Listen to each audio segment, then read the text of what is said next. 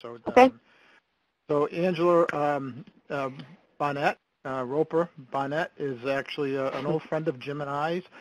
She's not that old, you can tell by her picture, but she's going to sound old when I read all this stuff. But she is she is the executive director of the Arizona Towing Association and former executive director of the International Towing and Recovery Museum in Chattanooga, Tennessee. Many of you may be familiar with that.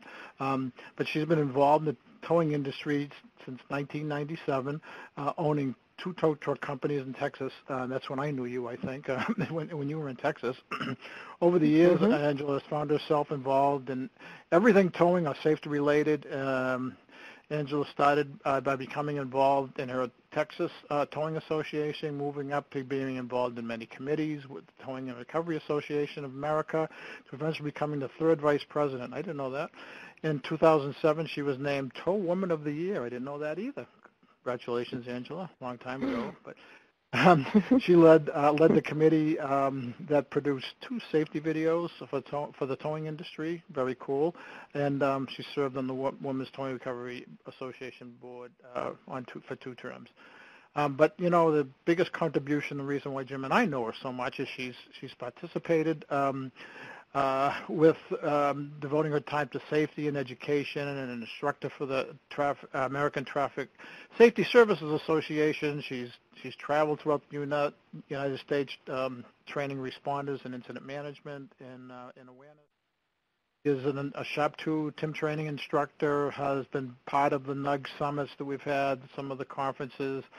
She's an active member with the Cumberland Valley Volunteer Fire Association and Responder Safety Institute, and she was appointed to the NFPA, Fire Protection, Traffic Control, Incident Management Professional Qualifications Committee, and now she is the reason why we have her here today is she sits on the Traffic Incident Management Coalition in Phoenix, and she chairs the they have a formal TIM Awards program, which I think is very cool and unique. We don't do as a nation don't do a well enough job recognizing people that also can serve as a motivation factor. I think these awards are not only recognizing someone that's important, but also can serve, I think, to motivate people. So, and Jeff King is saying that we are so happy to have her in Arizona now. So they're happy they stole you from Texas. So with that, Angela, if you could take it and tell us about your TIM program and the awards program in Arizona. Thanks. Well, thank you, and thank you for having us speak today. And I say us because Jeff King is a good counterpart to have, and he is on here as well. So if I am doing this, I apologize, but my internet connection may come in and out. So if I fade off, then Jeff, I'm hoping he's going to pick it up and take it from there. But I will do my best here. So one thing that we did as a TIM coalition, and I'm going to see if I can advance this slide here. Oh, it did. Okay, good. So if you all can see that, the background of the what we call the Aztec Coalition, it was formed in 2010 following a workshop, executive session that was conducted here in Arizona in Glendale, and it was organized by FHWA, what we consider MAG, and of course Aztec. So in doing all of that, the charter was drafted. We signed by participating agencies, which is all government agencies. We have police, DPS, EMS, towing. So a lot of different people, of course, being in our core group meets in Phoenix periodically throughout the year. It's chaired. Our coalition is actually chaired by DPS. And most of you, I'm sure, may be familiar with JP or John Paul Cartier. He is actually our chairperson. And again, we have a lot of different disciplines that are part of this coalition. And Jeff, if I forget something, please chime in at any time. But our meetings are bi-monthly, and we do form different committees, and that's how this committee came about for the awards that we are giving out for the first time this year. So when JP says we need to do this, then we form a committee to make these things happen. So this is how this came about here. So the subcommittee was formed, and to develop the recognition, because we feel like, we have a lot of training going on throughout the nation, and we want to make sure that we're recognizing the instructors. It's great to have as many people as we can get trained, and we are all for pushing all of that, but we need to make sure that we're recognizing those trainers that are spending their time and their passion doing all of this work. So when the committee was formed, we decided that it needed to be consistent of 7 different members. That was basically so in case there was a tie, we eliminate, any kind of issues with that. And they're from all over. We have Maricopa County DOT, we have Arizona DOT, DPS, you have towing, you have Jeff that sits on it, and of course JP is also on the committee. So we have different working parts that are also involved in that. It was driven in part by the FHWA stick funds to develop this challenge program, and a challenge coin was actually developed. It kind of came like the cart before the horse. So we did the coin first, and then we formed the committee and did the awards after the fact. But it is there's a picture later on in the presentation that shows the challenge coin. So we needed to figure out something we could do with that and how we could recognize and give credit to the instructors that are spending so much time doing these worthwhile classes that we are having. Jeff, am I missing anything? No, the only thing I would add there is the coins that were developed. The keeper of the coins is Captain Cartier, and he's like a little pit bull, and he won't give those out. To my knowledge, nobody has one. So I really, and I think all of you know how, speaking from at least law enforcement, those are very collectible to get those coins, and pretty much the only way to get them now is through this awards program. Yes, the committee members don't even have them, so that tells you how strict it is here. So it's like the secret society. So we started off with how we were going to give these awards out by establishing a process. We had to come up with guidelines, and we did this through conference calls because, we're all over the state, and we wanted to make sure that we addressed everything that we thought was pertinent to the instructors that are out there giving the classes. So we established the guidelines. We also said that there had to be different categories because, some, you had a lot of different instructors, but some of them teach, 500 students. Some of them teach 50 students. So we wanted to make sure that we were addressing everything as it came about and the different levels that we felt were necessary. And then we thought, well, we have the challenge coin we can give them, but it's always nice to walk into an office and see a certificate or a plaque hanging on the wall. So we established that also as being coins and certificates being the minimum award, and then plaques are given for additional, like awarded to a lifetime or annual achievement award. Because, this has been going on for a long time, teaching these classes, several years, so we wanted to make sure that we're also including those people who, before this program was established, we're including those people in there as well. So we wanted to make sure we addressed everything, and we have gold and silver trainer recipients also. So then came the 5 award categories, and the form example, I don't know if you actually have, I think we sent the actual form to you. Did you get that, Paul? I'm not sure. But if not, the form will be there for you guys to see. So we have a Lifetime Achievement Award over a span of time, who's done the majority of, the classes, and then you have an Annual Achievement Award, who's doing the most per year as far as the different levels. So we said that there needed to be gold, which was 50 classes, an average of, if you're doing 10 students per class, then that's, 500 students. Silver would be 25 classes, and then bronze, 10 classes, 100 students. So we wanted to make sure that we were covering the realm, of people, the instructors out there giving the classes. Angela, if I could jump in just for a yes. moment. The Lifetime Achievement, you only can get that obviously once in a lifetime. And the Annual Award also covers those folks. So there's a lot of hardworking folks behind the scene that do a lot for a TIM program that aren't necessarily instructors. So that covers the wide range of other things, the organization, the the meetings, the things that go on behind the scenes to make the program work the way it works. Yes, thank you for that. Yes. Let me go on here. So nominations.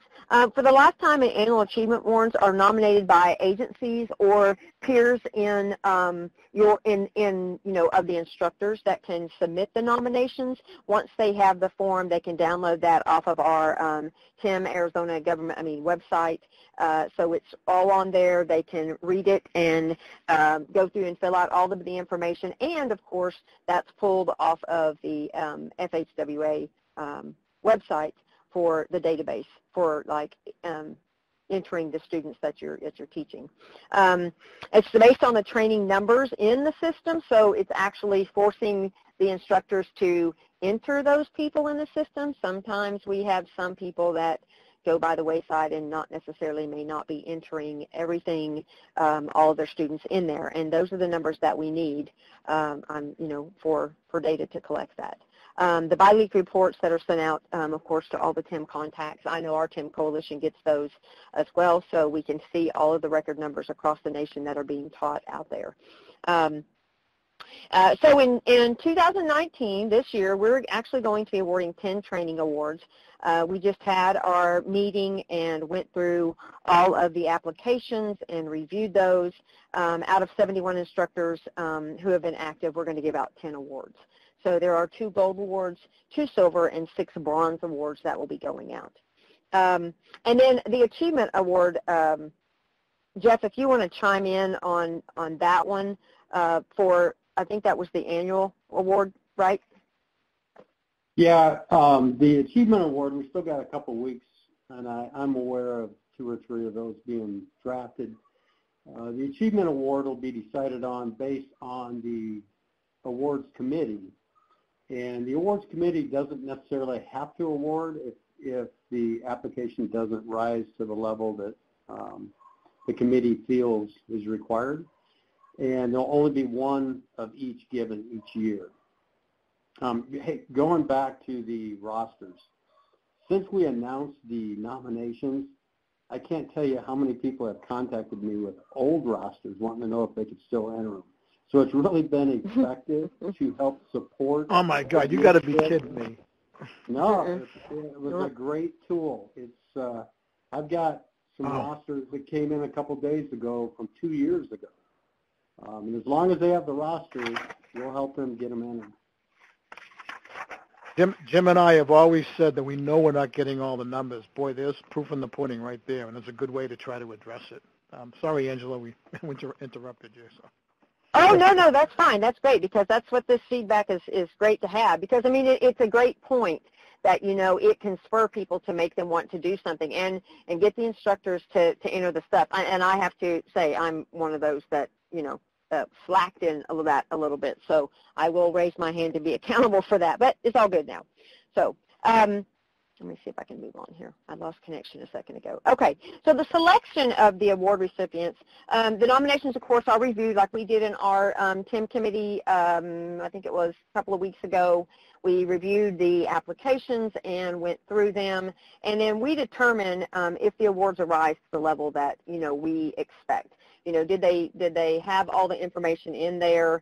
Only 1 of each award will be given to them each year. Like, they can't have a bronze and a lifetime or something like that in there at the same time. So they get 1 award, whichever one that would be that fits the criteria that they meet. And then again, if they don't, then we're not obligated to give an award out of any kind just based on the application. If the numbers don't match, what we're seeing on the application based on what's in the database, if that's not jiving, we can do some, investigation to that to find out, oh, well, maybe they didn't enter something or something's wrong, or they thought they had this many classes, but 1 was left off of the roster or something like that. Then, we can do that, due diligence towards that. Nominations are submitted by a committee. A member of the committee, staff during the national database can also be submitted by agencies or peers. I'm trying to look here. I think my connection's coming in and out. So we talked about the database in that. Jeff, do you have anything on that you want to? What we did initially for the lifetime and the annual awards are really just based on people who submit the applications. But the training awards, to get that started, we took the spreadsheet that's sent out to us every 2 weeks, and we did the initial run through that and selected our folks. Now, initially when we did it, we had, I think, 8 awards recipients, and then by working with some of the other instructors that were close to the cutoff, we were able to find the other rosters and get them entered. The other thing that, lost my train of thought there, sorry about that. Well, I'll turn it back over to Angela, and by the time she gets done, I'll think of what I was going to tell you. It gets confusing when you have, 7 different people and you're trying to get together and everyone has a different view of something and how we're best going to come about because, we realize what our ultimate goal was, and that's what you have to start with, how, what you want to get to giving these awards out and the process to lead up to that. So it's great to have good people to work with who have knowledge of how the system works and the database and all the information that is available to you out there when doing this. So the presentation, we had to try to figure out when we would present the awards. We wanted to make it that we just didn't have them come to our TIM Coalition meetings because, as you all know, when you have a committee or a coalition meeting, if you have those, then sometimes they're very well attended, sometimes not. So we wanted to make sure that we were giving the best recognition possible for these instructors out there or the people behind the scenes working towards that.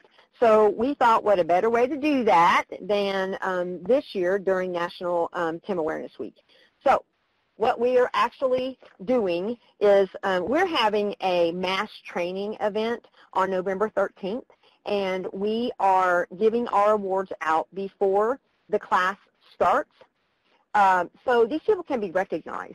There'll be an invitation sent out to them to get them to come and participate, and then hopefully, because we of course we want big numbers and we have a lot of government entities there, we want to make sure that the recognition is there. So they get their plaque or their certificate and their challenge coin, and they get the recognition. I know that that's important for a lot of people. If you're doing the work, and some people don't do it for a pat on the back, but some people, it's just an extra added incentive for them to go out and do more classes. And then if we do it in front of all these classes and there's, trainers in there, then they're going to be able to see that, oh, well, I can go for this award then. This is something great. I can add this to my, resume, for lack of a better, thing to say. So during the training event, we're doing that. And, of course, we're going to have media there. And then the agency PIOs will do the actual presentation. So it's going to be a great event. We're hoping we have great big numbers and that we give the instructors the recognition that they do deserve. So, Jeff, did you think about what you were going to say? Yes, I did. I actually had to bring up a map so I couldn't remember the numbers. One of the things we found, I'm sure a lot of you on the webinar are aware of this if you're watching your instructor numbers and who's training what. As you saw in the earlier slide, there was 10 folks who had done at least 10 classes with at least 100 students. But in the reality, when we look at the numbers in Arizona, and we're hoping to change this through the awards program and awareness, we've actually, if you go back to Jim's map, we have 324 instructors that attended the training since 2012. Now, granted, many of those, like myself, have retired, but I came back and I get to teach every once in a while. Many of them have retired or transferred to a position that doesn't afford them the ability. But out of the 324, since 2012, we only had 79 active instructors. And out of the 79 active instructors, there's only 10 that taught more than 10 classes. That was somewhat eye-opening, and I think we can use that to our benefit in the future. to keep folks active and to reach back out to these folks to have them join in, which on November 13th at our mass training event we'll be doing that. The only other comment that I wanted to make, and I know she's not on the webinar, but I did want to point out one of our very outstanding instructors who's now retired. And the last time I saw a photo of her was about 6 months ago on about a 40-foot boat down in the middle of the Gulf of California, relaxing in a chair. Miss Courtney Bear was one of our early instructors, and she's taught 79 classes and over 2,000 students. So I just wanted to kind of give her some national recognition for really great accomplishment. And she'll be one of our gold recipients in November. Okay, we got to move along here, guys. So okay. No more senior moments, Mr. King.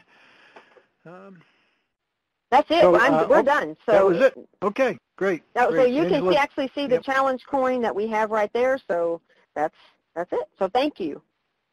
Well, thank you, Angela and Jeff, and a great job you guys are doing. I just think that is fantastic. Finding a way to incentivize your trainers, not only to do the training, but to give us the numbers, which Jim and I are so desperately interested in getting. So thanks very much. So